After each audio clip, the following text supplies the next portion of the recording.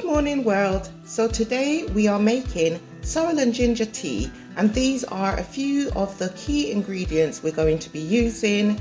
This is the sorrel, is also called hibiscus. This is cloves. This is the honey. We're using rose honey, and we've got ginger, and we've got the orange here because we're going to be using the orange zest. So here's how the hibiscus looks. Okay, and as you know, it's also called sorrel.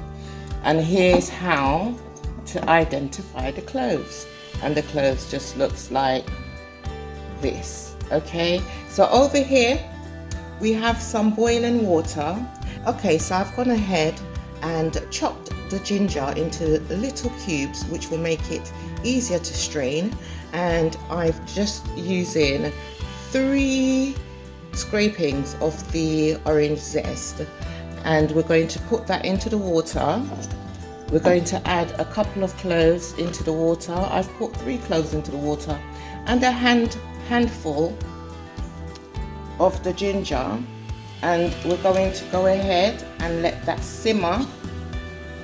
As you can see, it's bubbling nicely, and all of the nutrients from the ginger and the flavor from the zest of the orange combined with the cloves has seasoned the water for the brew. Okay, so we're going to go ahead and add the hibiscus.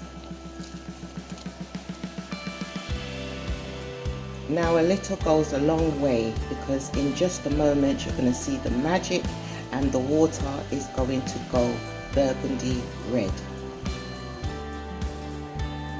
So guys, it's significantly changed color, as you can see, and I think it's about time to pour and serve. So we're going to strain it into our glass and add honey. Add a generous squeeze of honey and stir well.